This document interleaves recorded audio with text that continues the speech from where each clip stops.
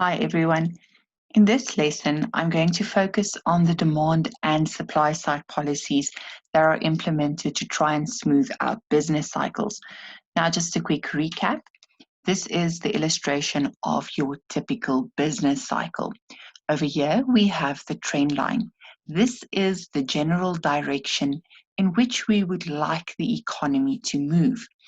Anytime, whether there is an expansion or whether there is a contraction, that we move away from the trend line, we want to implement policies that will bring this deviation back as close as possible as we can to the original trend line.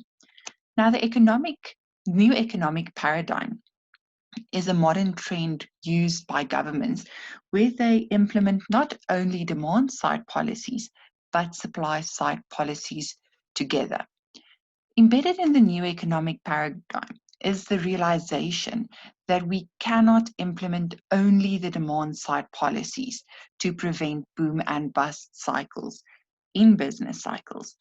And even though it is a lot easier to manage the demand side of an economy, implementing demand-side measures alone will result in economic instability. So why is this?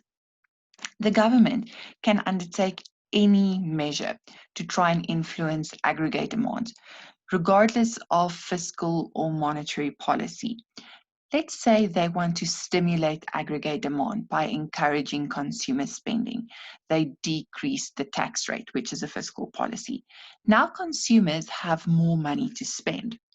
The fact that people have more disposable income shifts our demand curve to the right. With this, yes, we have an increase in the quantity, but we also have an increase in price. And when there is an increase in price, we call it inflation. This happens because supply is often sticky or fixed in the short term. It takes time to recruit new laborers when you want to meet the increase in the demand. Your capital is very expensive to acquire new capital or to train people to use new technology. This is very time consuming and it can't adjust as fast as the demand for your product. If there's an increase in the aggregate demand alone, it leads to an increase in prices. Now, the solution here is to create conditions that will ensure a more flexible supply. Another problem that we face in South Africa is unemployment. So demand side policies stimulate economic growth. If people have more money to demand goods and services, then more people will have to be employed to produce these goods or services. And as soon as there is an increase in the demand for labor, this reduces unemployment. Unfortunately, as the unemployment rate falls, inflation will also start to rise. And this is demonstrated with the Phillips curve. The Phillips curve is downward sloping from left to right, and it intersects with our x-axis represented by unemployment. Now, there where your Phillips curve intersect your x-axis is the natural rate of unemployment. So point A over here indicates the natural rate of unemployment. This merely means that it is the level of employment which does not cause any inflationary effect. So if we were to move anywhere to the left of A, if we decrease unemployment, then inflation will start to increase. For example, the government reduced taxes, which increased the disposable income of the citizens of a country. This stimulated the economy to produce more goods or services, and more people were employed. The unemployment rate then fell to a level of 10%. But due to the wage increase that happened with more people being employed, the problem is that prices also increased. Prices increased by 2% the moment we decreased unemployment by 1%. Why? Because now we have more people demanding goods and services, and in the other sectors, supply can't necessarily adapt as easily to meet the change in demand. If the economy is stimulated even more so that unemployment falls to level C, the inflation caused by the wage increases will lead to 6%. So we decreased unemployment by 2%, but in the process, increased inflation by 4%. We can therefore say there is an inverse relationship between unemployment and inflation. That merely indicates that as unemployment decreases, inflation will increase. And what often happens is a government chooses how much unemployment they want to trade off for inflation. There is another answer though. We can implement supply side policies that will relocate our Phillips curve, shift it to the left. That means that we are going to decrease our natural level or natural rate of unemployment. So instead of an 8% unemployment rate having a 6% inflation rate, we now have 8% unemployment without any inflationary pressure. Another thing that you need to note is when we decreased unemployment to 8% previously without supply side measures assisting our demand side measures, inflation was at 6%. We halved unemployment now to reach inflation of 6%. And this is ultimately where we want to be. We don't only want to increase employment opportunities or then in the same voice decrease unemployment. We also want to decrease inflation or ensure that the decrease in unemployment does not lead to excessive inflation. What can we then do to shift our Phillips curve to the left? First and foremost, improve education and ensure effective training of personnel. It's also important that the government places fewer or less legal restrictions on businesses and also fewer restrictions on the immigration of skilled workers, because obviously if we have people who are properly educated and trained for a specific job, and if businesses are free to operate and employ the individuals who has the best education and training, everything will go well for everybody, the business as well. So what other supply side policies must we look at? Now, the most logical one for everybody is the reduction in the cost of production. By reducing the cost of production, it means you can actually generate a greater output at any price level. With the shift of your aggregate supply curve, not only do you increase the quantity that you can produce, but you also produce at a lower cost. So governments must roll out measures that can help reduce the cost of production of enterprises, and they can do this directly or indirectly. Some of the examples how governments can help to reduce the cost of businesses. First of all, providing modern infrastructure. If there are proper transportation, communication, water, and energy networks established, then businesses will be able to perform more efficiently. Just think about the load shedding from Eskom, how it negatively affects the output of businesses. And those who continue to operate with generators or by using solar power incurred quite a big capital outlay. It is very expensive to make use of alternative sources of energy. So instead of reducing cost, it led to an increase in the cost. Another thing, if the road network or the communication network enables businesses to get their products from point A to point B at a relatively cheap price, or if they can get the word of their product out there, it is possible for them to increase their supply. Efficient administration is really important. So inspections have to be carried out quite often to ensure that goods or services are of the correct quality and uh, comply with certain standards and criteria. There must also be reports on the application of various laws. Tax returns must be done timeously, and then the government can always provide statistical information, and I'll elaborate on that a little bit later. There must definitely be less red tape because remember, red tape refers to excessive bureaucracy and or the adherence to official rules and formalities. Abiding to all of these rules and formalities and bureaucracy is extremely time consuming and it hinders decision making. And any time that is wasted on things like this means less things can be produced.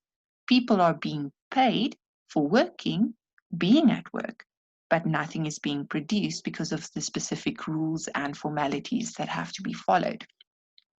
Another massive problem in South Africa is corruption. Corruption will artificially increase prices, and we want to decrease prices. That is the whole purpose here. You've probably heard of the term tenderpreneurs. It is when somebody applies for a tender. But to ensure that they get the tender, they inflate the price of the product or the service they will render and then give a kickback to the person who's responsible for awarding the tender. So instead of offering the product at the best possible price, the prices are artificially inflated. The government can also give a cash incentive to businesses, like, for example, the subsidies that they pay for businesses to locate themselves in neglected areas or to pay for the export costs of businesses. The government must also aim to improve the efficiency of inputs. Now, this will shift the AS curve to the right, and incentives achieve greater efficiency. An incentive is something that motivates a person to work hard, to be productive. If we look at the tax rates in South Africa, for example, if your personal income tax rates are very high, this will be a disincentive for people to work because they will just have to sacrifice too large a portion of their income. The same applies to businesses. If your corporate income tax rate is very high, it is a disincentive for people to invest. Why would they work hard, risk all of their hard earned money, all of their savings, all of their wealth, put in all the hours if very large portions of their profits will be paid over to government in the form of tax? High indirect taxes, such as VAT, is also a disincentive for businesses to produce because taxes or VAT then increases the selling price. And the law of demand tells us that demand will decrease when the price increases. For capital consumption, it is very important that we replace capital goods regularly because this will enable businesses to keep up with technological developments. And in South Africa, we allow for depreciation to be subtracted from our gross profit. So before you pay taxes on your profit, you write off depreciation.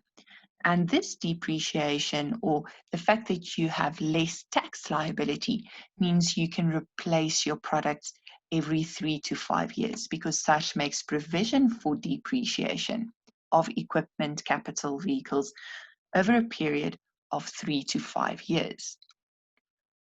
We can also improve the efficiency of markets by ensuring human resources development. The quality of labor can be improved by improving healthcare, education, providing training, and improving the mobility of labor. Remember, healthy people can work harder than people who are sick. People who are properly educated and trained make less mistakes, can work faster, and therefore they are more productive. And if it is possible for people to locate to areas where jobs are available in their field of expertise, or if it's easy for them to adapt to circumstances in the working environment. This will also enhance the efficiency of labor. The government is responsible for providing healthcare, education, and training through CETAs. The government can also provide free advisory services. Now, if the government takes the responsibility of finding export markets and giving this information to potential business owners, they have a way forward. They know where to go and they know about a market. They don't have to do the research themselves. The government can also provide weather forecasts, which will assist with planning, veterinary services, which might help food security. Then they can do research and development on behalf of businesses because the research is extremely expensive and time consuming. And if the government does this, if the government provides this information, businesses can use or apply their resources elsewhere. The government provides statistical information, which will assist with planning as well. And if the government provides help to establish, manage, and perform SMME, small, medium, and micro enterprises, this will go a long way to also shift our Phillips curve because small, micro, medium, and micro enterprises create many job opportunities for South Africans. Deregulation is another important thing that we have to look at. This refers to the removal of laws, regulations, bylaws, and other forms of government control which interfere in the market. And this means markets aren't free. It is an imperfect market. Governments can also remove price, import, or exchange controls, which will make a country more competitive. And compared to other developed countries, unfortunately, South Africa's government is way too involved in our markets.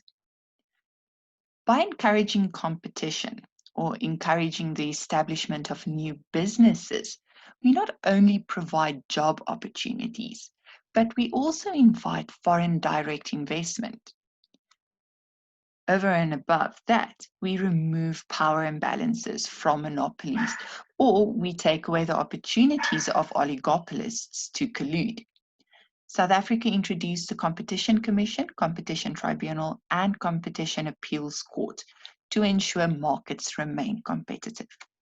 A competitive market is efficient. They look for ways to reduce the cost of production. They actively improve the quality of their products, and they ensure that the minimum amount of wastage occurs because that costs money and will render them uncompetitive. Last but not least is the leveling of the playing field because private businesses simply cannot compete with public enterprises. First of all, public enterprises have legislative protection and they are also supported by all of the resources available to government. Now, the government has a policy not to privatize public enterprises, and this is because the government is responsible for providing necessities, those things that every single person in the country should have. And private businesses are there for the profit motive. So if we privatize our public enterprises, it means that a lot of individuals will have to do without these necessities. Unfortunately, corruption and nepotism need to be dealt with vigorously when it comes to public enterprises, because this means that the best person is not appointed for the job. It is not necessarily delivered at the best possible price or in the correct quantity. So we need to address this very harshly. So what happens when we implement demand and supply side policies simultaneously? Demand side policies will shift our aggregate demand curve, which leads to price increases. But if we apply the supply side policies, make supply more flexible so that supply can increase to meet the increase in demand, this will bring down the price again. but the economy grew even more because we produced a larger output. I hope this answered all of your questions, and if you have anything else that you are uncertain about, please feel free to ask.